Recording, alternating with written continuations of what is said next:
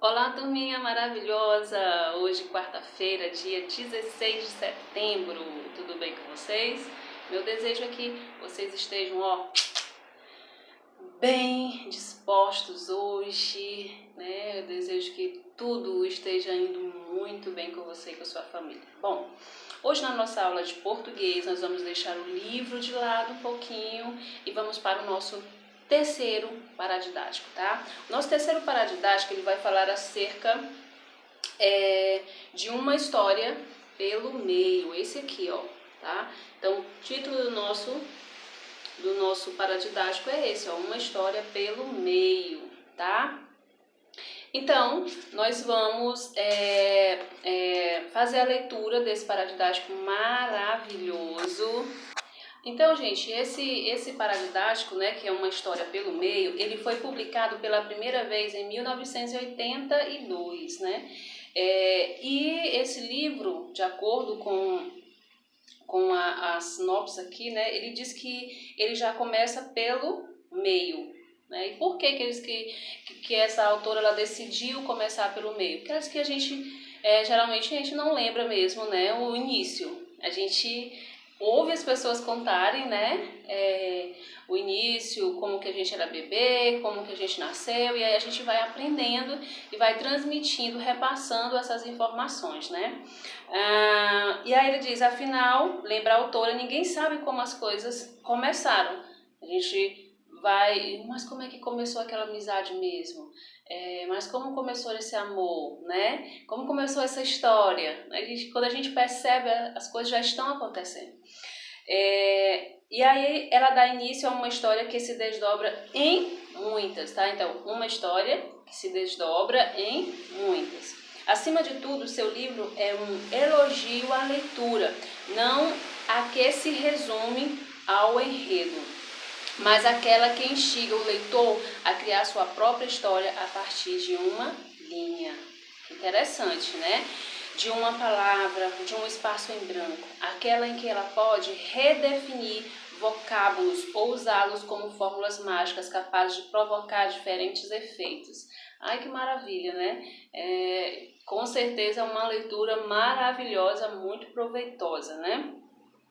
Então, vamos para a nossa leitura, tá? E aí a gente inicia. Aqui nós temos aí a nossa página em branco, né? Que ela fez questão de deixar e essa página em branco, né? Se nós formos fazer essa interpretação, essas páginas em branco, né? É aquela parte da história que a gente não lembra, né? Da nossa história que a gente não lembra, né? E que de repente a gente volta lá para escrever, para lembrar, para criar, né? Uma história, tá? E ela começa lá na página 7, né? Tem um ovinho aí, ó. Que lindo, né, gente? Essa ilustração muito bonita, né? E ela diz o começo da história, né? O começo da história. E aí a gente já tem aí a Roseli, né? Já é uma das personagens, né? Então temos aí a Roseli, tá bom? E aí nós vamos ler, tá? E quero que vocês façam o resumo, tá? A gente começa a nossa história da página 7 e a gente chega até a página 14, tá certo? Porque da página 15 a gente já vai para uma outra história, que ele diz que é uma história que se divide em várias histórias, né?